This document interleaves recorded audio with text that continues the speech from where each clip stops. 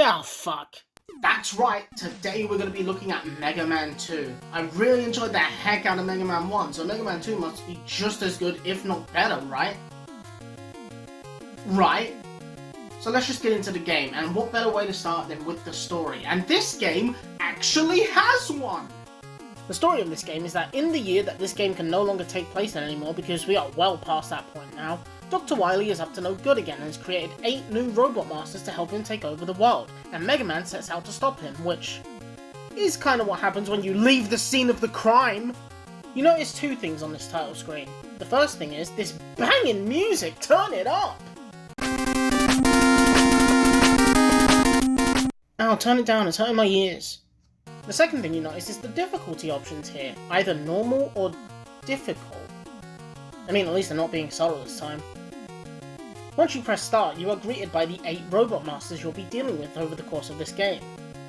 Yes, there are 8 now. I assume just to beef up the playtime, or maybe that was always the intention and they just didn't have the time or the know-how to make it happen for the first game. But either way, they're here, and I chose Quickman first because he's the only one who's managed to escape the confines of his selection square. So I load up the level, fall down this hole, and see the first enemies. These are squirms. They produce metal pipes and shoot them up, but I got past them just fine. So we move on and end up in this room with insta-death lasers, but because this room is shaped like a funnel, I could just fall down to my next enemy, a Springer, which I can't seem to damage, so I just moved on. I drop through a few more rooms with lasers until I get to this long corridor that occasionally turns black, impairing my vision, all while you have to deal with these fire-shooting enemies named Chanky Makers. Not making that up. So I make my way through the corridor and drop down into another room with lasers, which I immediately died in because I went in the wrong direction. But it's okay since the checkpoint was in the room directly before it. It's kinda like the developers knew that people would die on the first attempt. So I make my way back, take the right route on this screen, and immediately die on the next one. It's not a problem, 3rd time's a charm, let's do it again.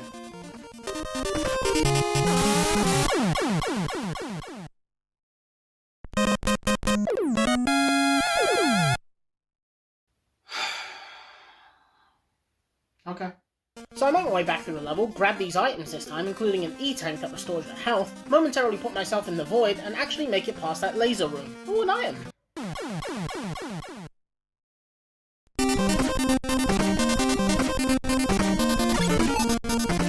Why would you put that there?!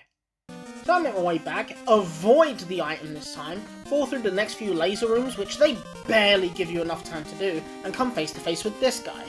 These are sniper armors, and think of them like the big eyes from the last game. They're big, they take huge leaps, and they're a complete health sponge. But unlike big eyes, once you destroy them, you then have to deal with the Sniper Joe piloting it. But luckily, they are the last enemies we face before moving on to fight Quickman, and the corridor before the boss has been shortened to 1 screen, so there's less bullshit to deal with before the boss, and they can act as a safe space that you can use to catch your breath. And now we're on to Quickman himself, who I basically immediately died to because I didn't know what his attack patterns were or what he did. All he does is jump around and throw his boomerangs in groups of 3, and with that in mind, I managed to take him down on my 2nd attempt, gain access to the quick boomerang, and move on. That was a pretty difficult level, but most of the difficulty can be due to me not knowing what's coming and a tiny bit of rust, because I haven't played this franchise in a while. One thing I did want to do differently in this game was actually try and guess what Robot Master was weak to the weapon I received. I assumed that Bubble Man was weak to the quick boomerang because the speed of the boomerang could pop the bubbles, so I tackled him next. Oh god, my eyes! Seizure-inducing background aside, this level actually wasn't that bad, and it was where I found that I could add a border to the game to make it look a tiny bit nicer. The first part of this level has you platforming over a bottomless pit while dealing with these frog enemies called Kerogs. They spit out smaller frog enemies that jump around and they're kind of annoying to deal with. After that, I make my way through a few more rooms and fall into this water, which gave me water jumping physics for the rest of the level, so that's great. In the next room, you had to face a mini-boss, which is a first for this series. This enemy is called an Anko. It sends out these shrimp enemies called Shrinks, and all you have to do is shoot the light on its head to destroy it. Once he's done, we move on and have to deal with Metroids? Well, I mean they're not, they're actually called M445s, but come on. Those are Metroids.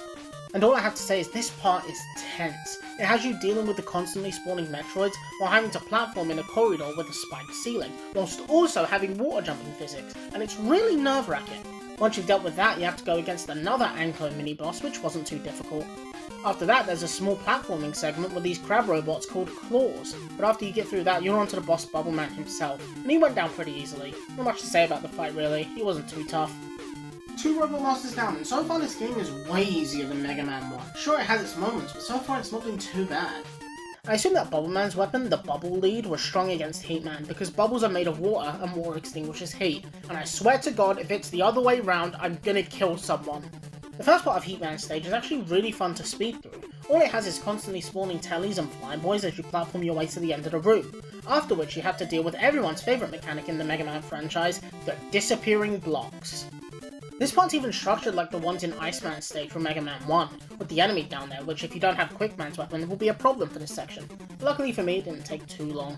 Next we get to this long corridor as you need to deal with constantly respawning tellies, as you have to platform over these pillars with the same disappearing block mechanic. And it can be a pain.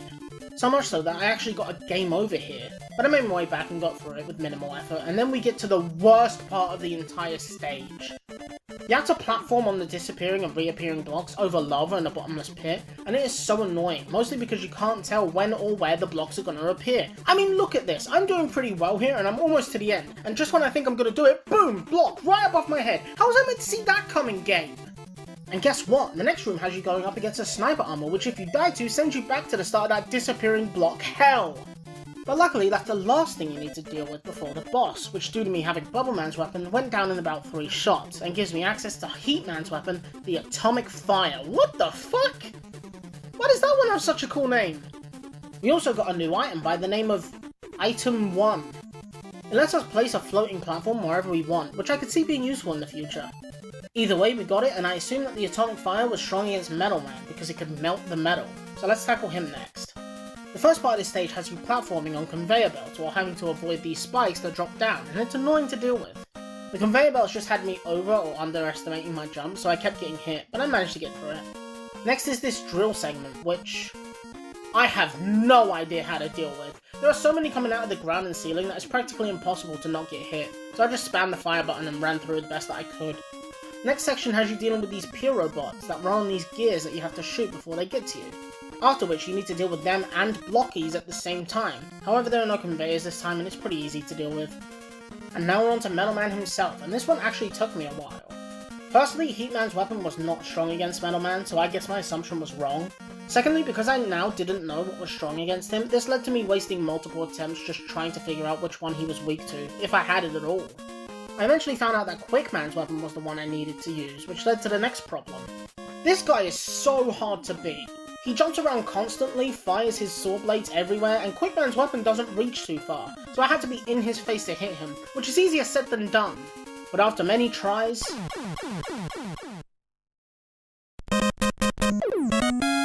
and even more cries, I eventually managed to beat him and gained access to his weapon, the Metal Blade, which, spoilers, is the best weapon in the game.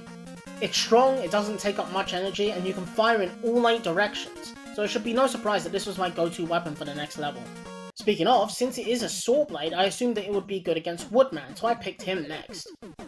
Okay, we're officially halfway through the Robot Masters, and it's been okay. I mean, we just got the best weapon in the game, so hopefully the game shouldn't be too difficult going forward. Woodman's stage was actually one of the easiest ones for me to get through. It starts with this section of you having to deal with batons and robots, but I shredded them with the Metal Blade. Then you go through another room of batons before coming face to face with a Friender, who acts as a sort of mini-boss that you have to deal with 3 times. But he isn't too hard, just avoid the fire he shoots and destroy him with the Metal Blade. A few more rooms of batons and you're onto this section with Monkings that swing up to attack you, and PPs Stop It, who drop their eggs that hatch into smaller PPs Stop It, that swarm you.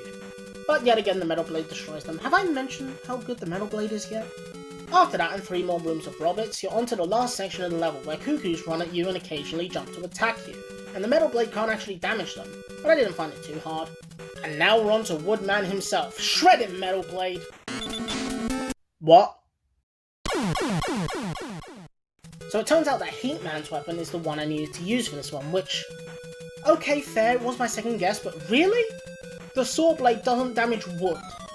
Either way, I destroyed him with the Atomic Fire, got Woodman's weapon the Relief Shield, and had no choice but to consult the database for the next Robot Master, because I genuinely had no clue. It turns out that Metal Man is effective against Flash Man, which I had no way of knowing, so I picked him next, and oh god, it has ice physics.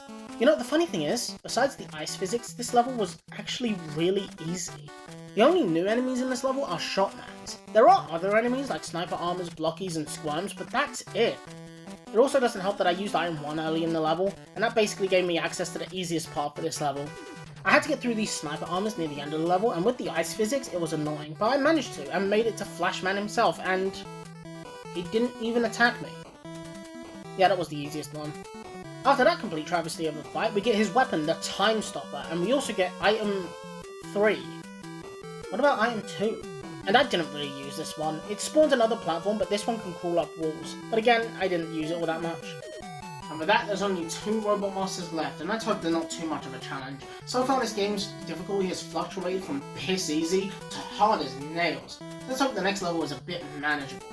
I picked Airman Stage next, and besides the obvious unique enemies to this stage like the Kaminari Goros, the goblins that send out petite goblins, and the Matasaburos, god I hope I'm pronouncing that right, there wasn't really much to say about this level, so I think I'll use this one, like I did Bomb Man Stage and Mega Man 1, to talk about the music of this game.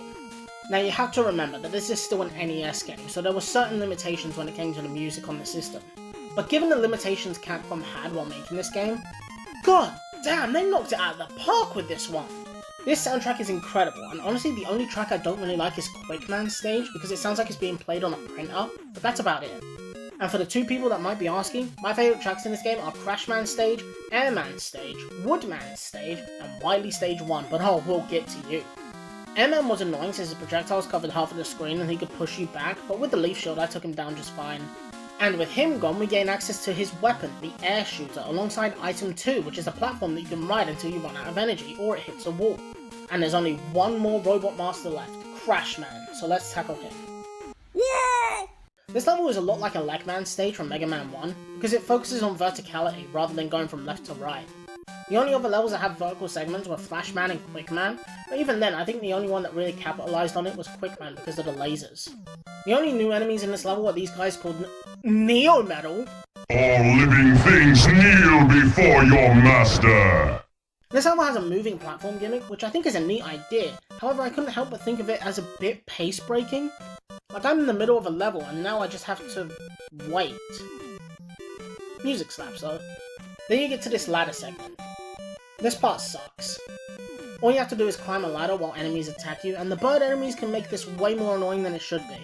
Other than that, there really wasn't much to say about this level. And now on to Crackman himself, so let's take him down. It's already over. And that was a real nothing burger of a stage, wasn't it? And with that underwhelming stage done, we gain access to Crashman's weapon, the Crash Bomb, and we can finally move on to Dr. Wily himself.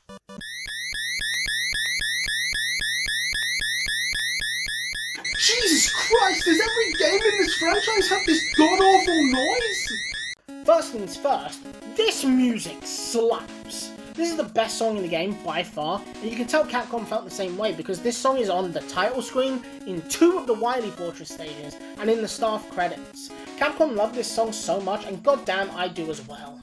Secondly, this level really ramps up the difficulty. Not so much in the enemy placements, but more so in the level design. I mean, look at this part here. I have to use item 1 to place platforms up to this ladder, and I don't know if it was just me, but it was really difficult.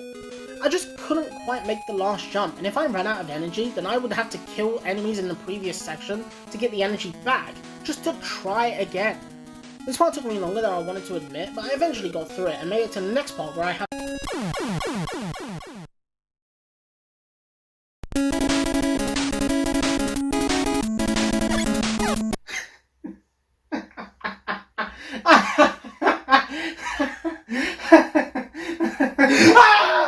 So I made my way back up and to the next section of the level, which has me platforming on blocks until this Mecha Dragon appears, which really gave me grim matchstick flashbacks. He chases us until we get to this section and take him down. Also, Mega Man kept disappearing due to the NES sprite limit, so I couldn't quite tell where I was. And with that we're done, and we can move on to Wily Stage 2, which isn't that great in comparison. It doesn't help that at the beginning I didn't have enough energy in item 2, so as I was already over the spikes, it ran out and I died, and had no choice but to farm energy from these enemies until I made it across. Other than that, there wasn't really much to talk about in this level, so how about we just move on to the boss? The boss of this level was actually pretty simple. All you need to do is wait for these 2 blocks to form into this robot, and then you blast them to bits with the Metal Blade, and that is it. And it's at this point you might be wondering, Jamcon, It seems that you have 4 E-tanks at your disposal. Why aren't you using them before a boss to regain your health? And I'll tell you. Because I didn't know that's what they fucking did. That's right, at no point in this game was I told what the E-tanks were or what they did. Not even the database helped me, and that's been my source of knowledge for damn near everything in this franchise so far. So I basically went through the entire game hoarding as many as I could, not knowing what they did or if I needed them for a particular part. Wily Stage 3 was really short, so there isn't much to say about it, except it has this tense part where you're falling down a narrow hole with water physics and spikes on either side of the wall, and it is really nerve-wracking. The boss of this stage is— what the fuck is that? The boss of this stage is the Guts tank, a tank that resembles Gutsman from Mega Man 1 and can only attack you by slamming its fists down or launching Neo Medals at you. I am the ultimate overlord, Metal Sonic! But I took care of him pretty quickly, and on my first attempt no less, I moved on to Wily Stage 4. This one sucks. Platforms you can pass through, annoying enemies, and time-wasting segments where all you do is wait on platforms. Did you see that? I'll play it again just in case you didn't. Did you see it that time? Me accidentally firing the crash bomb? Yeah, you did? Good. You know what that means? It means I just lost the stage. You wanna know why? Because this game has one of the Worst bosses I have ever seen in a video game. This boss is called the Boo Beam Trap, and it is so awfully designed that I almost scrapped making this video purely because of it. See these 5 domes? These are beam emitters, and you need to destroy them with the crash bomb. However, some of them are behind blocks that you also need to destroy with the crash bomb. So let's just do that real quick.